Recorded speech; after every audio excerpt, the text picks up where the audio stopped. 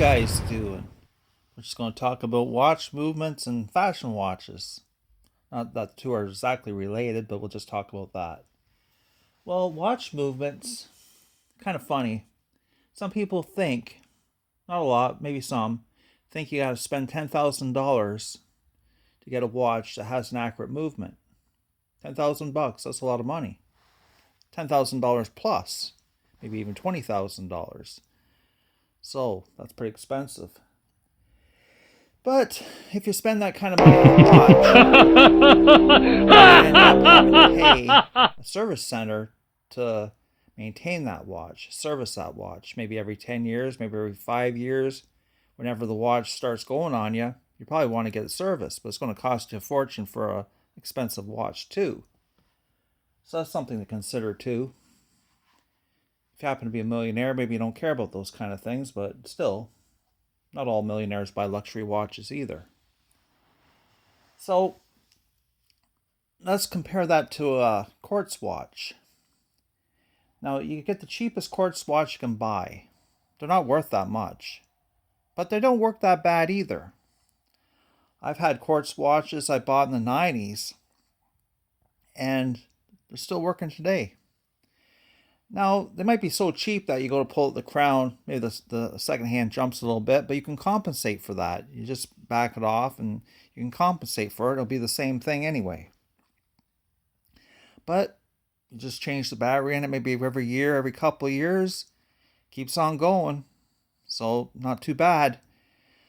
The one I've had good luck with is a Miyota movement, a Japanese movement. Had very good luck with a watch with one of those in it. But there's all kinds of different movements made by different companies. So check them out. But just remember, you don't have to spend a fortune to have a good watch with a good movement. Like, there's all kinds of watches, like AliExpress watches and everything.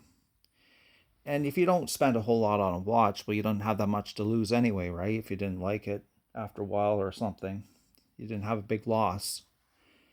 So that's one thing to consider, really. Now, about fashion watches.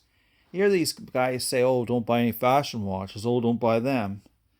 Why not? Why not buy a fashion watch? The main thing is, you just don't pay too much for them. You get them very cheap. You get them new ones on sale cheap or marked down cheap. Very cheap. I mean really cheap. If you like them, buy them. What the heck? If you get them cheap enough. And they're made by companies anyway, like Tommy Hilfiger made by Movado. That's a sample. A lot of the brands are made by Fossil. So what the heck, right? You're not really getting ripped off buying a fashion watch as long as you don't pay too much for it. Don't pay top dollars for a fashion watch. Just pay a low price, whatever you think, very low. You'll be okay that way. So just some things to think about. So if you think about buying a watch or you're new into watches, think about that. You don't have to pay a fortune. I think it'd be better off to have 3 or 4 cheap watches than one real expensive one that you have to pay so much to get it fixed and all that eventually and all that stuff. And always don't believe these secondhand watch dealers saying it will be worth so much more later on. If those watches were really going up in price, why are they selling them? Think about that. If they're increasing so much in price, why would a secondhand watch dealer even sell them? Why wouldn't he just keep them and then sell them later, right? So there you go. They're not going up in price like they say they are. Don't think they are. Well, thank you for your time, you guys. We'll talk again soon.